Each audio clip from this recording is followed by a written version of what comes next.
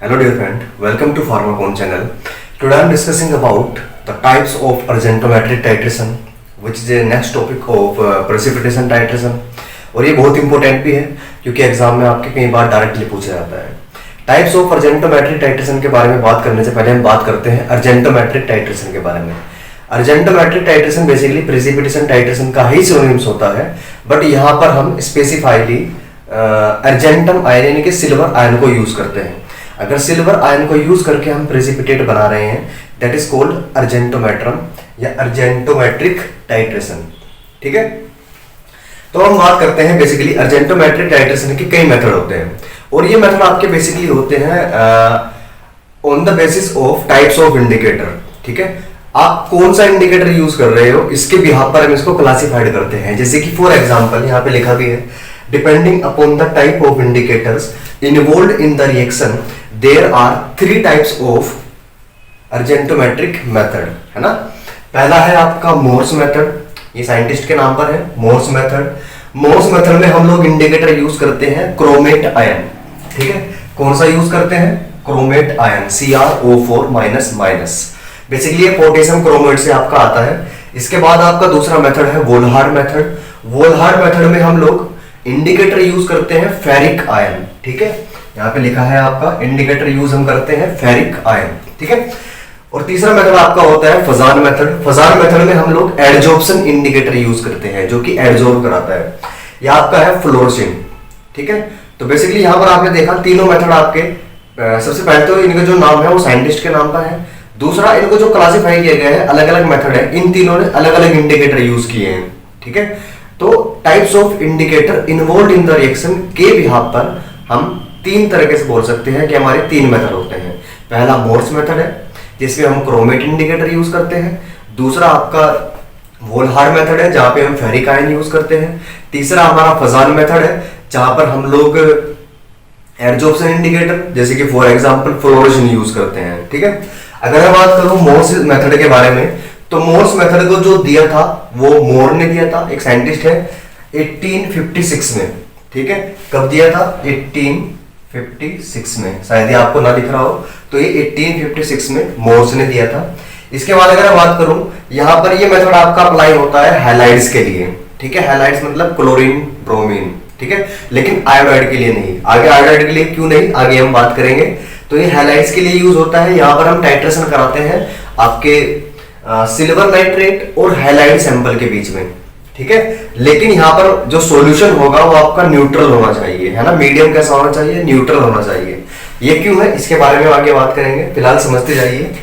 Titration of silver nitrate against halides in neutral solution using, अब देखो यहाँ पे इंडिकेटर की बात हो रही है, 2% potassium chromate as an indicator. ठीक है, तो टाइट्रेंट हमारा सिल्वर नाइट्रेट रहेगा और सैंपल हमारे हैलाइड्स रहेंगे जिनमें आपका क्लोरीन ब्रोमीन रहेगा, क्लोराइड ब्रोमाइड रहेगा और इंडिकेटर आपका 2% पोटेशियम क्रोमेट रहेगा. ठीक है, जैसे आपका एंड पॉइंट आएगा, एंड पॉइंट पर यहाँ पर क्या होता है? Brick red precipitate. Brick red colour या ब्रिक रेड कलर का प्रेसिपिटेट आपका बनता है जो कि आपके एंड पॉइंट को इंडिकेट करता है. ठीक है, क्योंकि ब्रिक रेड जो प्रेसिपिटेट होते हैं ये आपके होते हैं सिल्वर क्रोमेट के. समझ रहे हो बात को? तो हमने क्या किया, हमने सिल्वर नाइट्रेट एज ए क्या लिया, हमने एज ए टाइट्रेंट लिया और कोई सैंपल लिया हमने जिसमें हैलाइड प्रेजेंट था Cr-. सबसे पहले इसने क्या किया, AgCl का फॉर्मेशन किया जो कि हमारा प्रेसिपिटेट है, डिजायर्ड प्रोडक्ट है. इसके बाद हमने यही सिल्वर आयन आपका रिएक्शन करता है इंडिकेटर के साथ में क्योंकि उसके पास में क्रोमेट आयन है और दोनों आपस में मिलकर सिल्वर क्रोमेट बनाते हैं और ये सिल्वर क्रोमेट ही आपके ब्रिक रेड कलर का प्रेसिपिटेट देता है जो कि एंड पॉइंट को इंडिकेट करता है. ठीक है, यहां तक आप लोग समझ गए. तो यहाँ पर इंपॉर्टेंट चीज क्या है? पोटेशियम क्रोमेट, ये आपको याद रखना है. इसके बाद अगर बात की जाए तो यहाँ पर आपके कुछ पॉइंट लिखे हैं. यहाँ तक तो आप लोग समझ गए कि यहाँ पर जो आपका टाइट्रेंट होता है वो आपका सिल्वर आयन होता है because this is the argentometric titration. और सैंपल आपका जो होता है वो कोई हैलाइड का कंपाउंड होता है. हैलाइड में भी आपका क्लोराइड और ब्रोमाइड रहेगा, आयोडाइड नहीं रहेगा. आयोडाइड क्यों नहीं रहेगा उसके बारे में हम बात करेंगे आगे. तो हम बात करते हैं बेसिकली ये जो आपका मेथड है मोर्स मेथड, ये डिपेंड करता है या बेस्ड होता है आपका सोल्युबिलिटी प्रोडक्ट पर. यहाँ पे आपके देखो, अगर आप गौर से देखते हैं तो आपके 2 प्रेसिपिटेट बनते हैं. एक आपका प्रेसिपिटेट बनता है AgCl और दूसरा आपका प्रेसिपिटेट बनता है Ag2CrO4 यानी कि सिल्वर क्रोमेट। ठीक है, अब देखो प्रेसिपिटेट दोनों बनेंगे, लेकिन पहले कौन बनेगा? पहले एक्सपेक्टेशन यही रहती है कि पहले आपके सैंपल का प्रेसिपिटेट बने यानी कि AgCl बने, और एंड पॉइंट आपका बाद में आता है, तो आपका जो Ag2CrO4 है सिल्वर क्रोमेट है वो आपका बाद में बने। अब ये होता कैसे है? क्योंकि ये मेथड आपका सोल्युबिलिटी प्रोडक्ट पर डिपेंड करता है। यहाँ पर आप गौर से देख सकते हैं कि जो AgCl की सोल्युबिलिटी प्रोडक्ट होता है वो आपका 1.2 इंटू 10⁻12 होती है। इसके बाद Ag2CrO4 यानी कि सिल्वर क्रोमेट का सोल्युबिलिटी प्रोडक्ट 9 इंटू 10⁻12 होता है। तो बहुत ज्यादा डिफरेंस है, जिसकी वजह से सबसे पहले प्रोडक्ट आपका किसका बनता है? Cl- का बनता है यानी कि AgCl बनता है। ठीक है, और इस सोल्युबिलिटी डिफरेंस की वजह से, सोल्युबिलिटी प्रोडक्ट डिफरेंस की वजह से क्या होता है?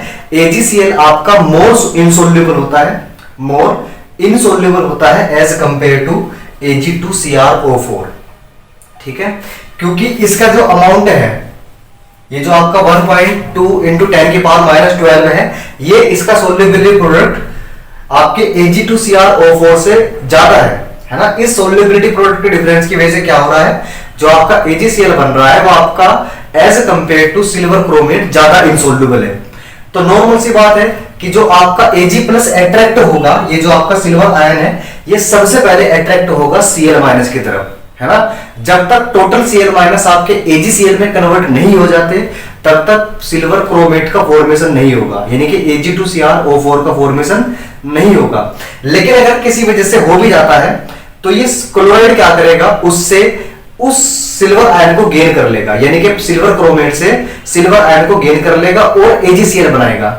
तो नॉर्मल सी बात यही है कि जब तक AgCl कंप्लीट नहीं हो जाएगा, उसका फॉर्मेशन कंप्लीट नहीं होगा, Cl- आपके सॉल्यूशन में नहीं बचेंगे, तब जाकर आपका Ag+ रिएक्शन करेगा आपके इंडिकेटर के साथ में, और बाद में आपका एंड पॉइंट आएगा। ठीक है, तो यहां पर लिखा है this method is based on the solubility product of AgCl that is the 1.2 into 10⁻12 and silver chromate जिसकी सोल्युबिलिटी प्रोडक्ट होता है 9 इंटू 10⁻12। दिस शो, ये दिखाता है दैट सिल्वर हैलाइड्स यानी कि silver chloride is more insoluble than silver chromate. Hence, so long as, जब तक आपका टाइट्रेशन चलेगा, there is any chloride और bromide ion left in the solution, अगर आपके सॉल्यूशन में कोई क्लोराइड या ब्रोमाइड आयन बच जाता है, अगर आप लोग NaCl यूज कर रहे हो, क्लोराइड का सैंपल यूज कर रहे हो तो क्लोराइड होगा, ब्रोमाइड का सैंपल यूज कर रहे हो तो ब्रोमाइड होगा। इन दोनों में से जब तक भी सॉल्यूशन के अंदर कोई बचा रहेगा, ठीक है, तो नो Ag2CrO4, कोई भी सिल्वर क्रोमेट का फॉर्मेशन नहीं होगा। ठीक है, जब तक Cl- वहां पर रहेंगे। लेकिन अगर आपका सिल्वर क्रोमेट आपका बन जाता है, Ag2CrO4 अगर बन भी गया, तो it will immediately changes to silver chloride. ये इमीडिएटली क्या करेगा? सिल्वर क्लोराइड में कन्वर्ट करा देगा, यानी Cl- इससे क्या करेगा? Cl- सिल्वर आयन को अट्रैक्ट करेगा, मतलब गेन करेगा बाय इंटरेक्शन विद Cl-। यहाँ पे आप देख भी सकते हैं, ये आपका सिल्वर क्रोमेट आयन क्या कर रहा है? Cl- के साथ में रिएक्ट करके अगेन सिल्वर क्लोराइड का फॉर्मेशन कर रहा है, और इंडिकेटर आपका फ्री फॉर्म में है। लेकिन लास्ट में जब आपके chloride ion completely used up हो जाएंगे, तब जाकर आपका सिल्वर क्रोमेट बनेगा।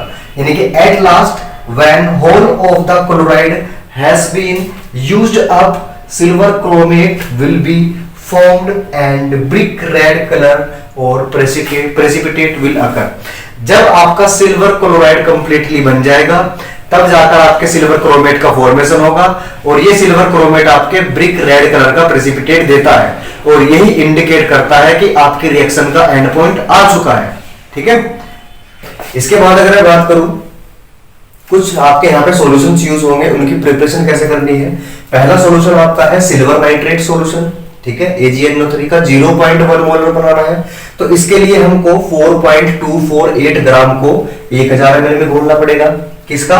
ड्राई सिल्वर नाइट्रेट का 4.248 ग्राम को। ठीक है, इसको बताने की भी जरूरत नहीं थी, आप लोग पहले से ही जानते हो कि हम लोग कैसे नॉर्मलिटी कैलकुलेट करते हैं। फिर भी शॉर्ट में अगर मैं बात करूं तो सोडियम क्लोराइड सॉल्यूशन कैसे बनाएंगे, 0.1 नॉर्मल 1.4625 ग्राम किसमें घोलेंगे हम लोग, 1000 ml में डिसोल्व करेंगे।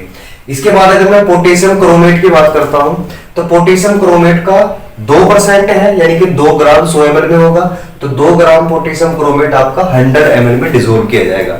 तो इस तरीके से हम अपने सभी के सभी सॉल्यूशन बनाएंगे और उससे हम फाइनली क्या करेंगे, प्रैक्टिकल करेंगे।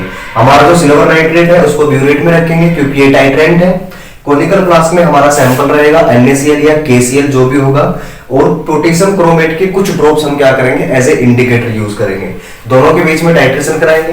टाइट्रेशन कराने के बाद हम क्या करेंगे, जैसे ही इसका ब्रिक रेड कलर आएगा हम इसकी ब्यूरेट रीडिंग ले सकते हैं। ठीक है, अब यहां से आप लोग बेसिकली आपको यहां पे एक पॉइंट और जानना चाहिए कि मोर्स मेथड आपका डायरेक्ट मेथड होता है। ठीक है, ये क्या होता है, आपका डायरेक्ट मेथड होता है। अगर मैं वोल्हार्ड की बात करता हूं, वोल्हार्ड आपका इनडायरेक्ट मेथड होता है। ठीक है, ये कभी कभी डिफरेंशिएशन के बारे में पूछा जाता है। तो ये डायरेक्ट मेथड है, तो एक ही बार यहाँ पे टाइट्रेशन होगा। ठीक है, तो हम ब्रिक रेड कलर लेंगे, उससे हम आगे की फर्दर कैलकुलेशन कर सकते हैं। अगर मैं बात करता हूं लिमिटेशंस ऑफ मोर्स मेथड के बारे में, अगर वोल्हार्ड की जरूरत पड़ी तो क्यों पड़ी, मोर्स में कोई ना कोई कमियां होंगी। तो पहली कमी क्या है, आपने यहाँ पे देखा होगा कि ये न्यूट्रल सॉल्यूशन में परफॉर्म होता है, इसका कोई ना कोई रीजन तो होगा। पहला रीजन क्या है, एसिड की प्रेजेंस में आपका जो सिल्वर क्रोमेट है वो सोल्यूबल हो सकता है। यहाँ पे जो आपका ब्रिक रेड कलर का प्रेसिपिटेट बना है वो एसिड की प्रेजेंस में क्या हो सकता है, सोल्यूबल हो सकता है, तो आपको एंड पॉइंट नहीं पता लग पाएगा। इसके बाद अगर मैं बात करता हूं एल्केलाइन, अगर एल्केलाइन मीडियम है तो सिल्वर नाइट्रेट आपका सिल्वर क्लोराइड में कन्वर्ट ना होके किस में कन्वर्ट हो जाता है, सिल्वर हाइड्रोक्साइड में कन्वर्ट हो जाता है। ठीक है, एल्केलाइन का मतलब है OH माइनस आयन प्रेजेंट है, तो ये सिल्वर हाइड्रोक्साइड का फॉर्मेशन कर सकता है। इसी वजह से हम क्या करते हैं, अपने सॉल्यूशन को न्यूट्रल रखते हैं ताकि हमारा आ सके, हमारा एंड पॉइंट आ सके। और हम इसीलिए क्या करते हैं, उसकी डिफरेंट स्टेप्स पर हम क्या करते हैं, पीएच को चेक करते रहते हैं।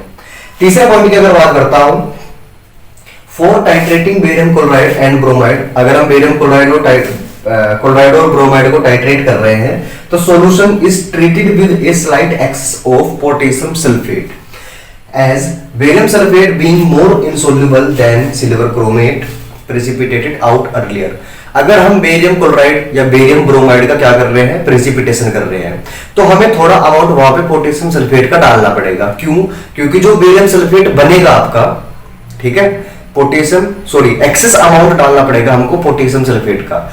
अगर हम कम अमाउंट डालते हैं पोटेशियम सल्फेट का तो जो बेरियम सल्फेट बनेगा वो आपका सोल्यूबल होगा, और इतना सोल्यूबल होगा कि वो आपके सिल्वर क्रोमेट से भी ज्यादा सोल्यूबल है।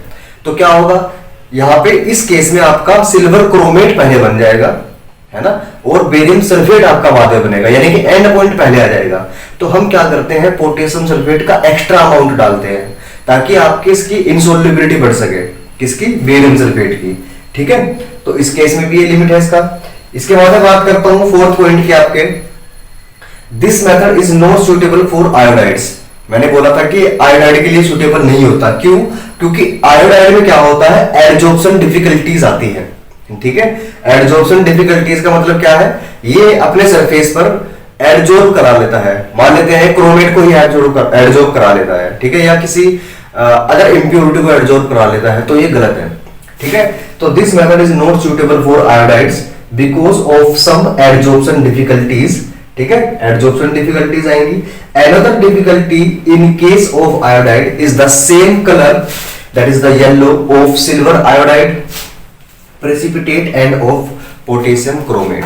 ठीक है, तो यहां पे क्या होता है, आपका जो पोटेशियम जो सिल्वर आयोडाइड आपका बनेगा, ठीक है, AgCl की जगह पे क्या बनेगा, सिल्वर आयोडाइड। ये सिल्वर आयोडाइड आपका येलो कलर का प्रेसिपिटेट देगा, और जो आपके पोटेशियम क्रोमेट से आपका जो आप इंडिकेटर वहां पे डालोगे पोटेशियम क्रोमेट, वो भी आपका येलो कलर का होता है। ठीक है, तो यहाँ पे दिक्कत आ सकती है, समझ लो बात को।